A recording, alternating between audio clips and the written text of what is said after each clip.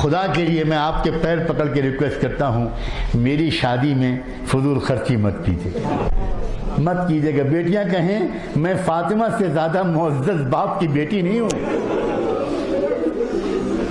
اور نوجوان لڑکے کہیں کہ میں حسن اور حسین سے زیادہ عزت والا نہیں ہوں۔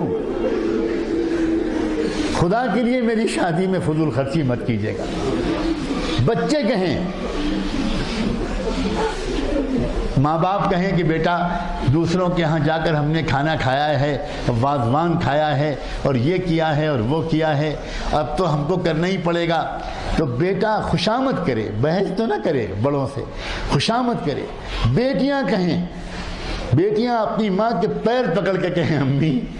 امی جو غلطی پہلے ہو گئی، لیکن اب اللہ کے غضب کو دعوت مت دیجیے۔ اگر میری شادی بہت ٹھاٹھ سے ہوئی تو راستے میں جو بارات گزرے گی، مجھے لینے کے لیے جو بارات آئے گی اور مجھے دلہن بنا کر جو بارات لے جائے گی، تو راستے میں غریبوں کے بھی تو گھر پڑیں گے۔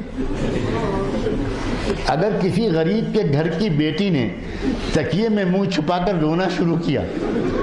اور کسی غریب کے بیٹی نے یہ کہا اللہ میرا باپ بھی اگر مالدار ہوتا تو مجھے بھی تو کوئی رخصت کرنے کے لیے آتا، میرے گھر پہ بھی تو شہنائی بجتی، میرے گھر میں بھی تو سجاوٹ ہوتی،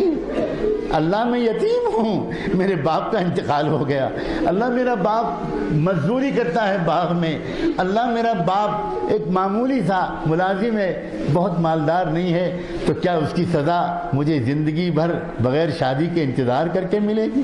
اگر کسی گونجتی، چیختی، چلاتی، ناچتی، گاتی بارات کو دیکھ کر اور سن کر کسی غریب کے بیٹی نے 2 آنسو بہا دیے، تو اللہ کی طرف سے یہ فیصلہ ہو سکتا ہے، فرشتوں سے کہا جا سکتا ہے اس شادی میں نحوست ڈال دو، میاں بیوی کے درمیان تعلقات خراب کر دو۔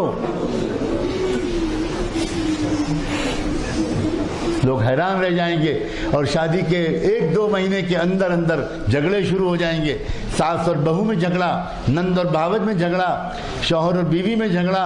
اور لوگ سمجھیں گے کہ یہ جھگڑا اس لیے ہو رہا ہے کہ کسی نے کچھ جادو کرا دیا اور کسی نے کچھ سفلی کرا دی۔ نہ جادو نہ سفلی، بلکہ بات یہ ہے کہ اس غریب کی کراہ پر اللہ کو غصہ آ گیا۔